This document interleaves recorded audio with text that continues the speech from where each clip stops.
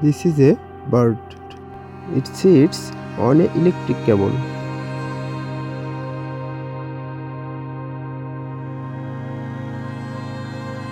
It's trying to find its food from so far.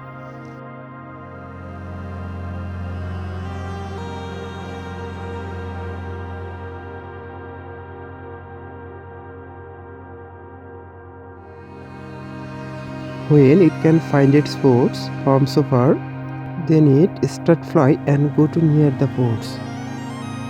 Finally, it collects its food. Then it go back to its previous position and eats collected food. This is the process of collecting foods of birds. This process continue go on.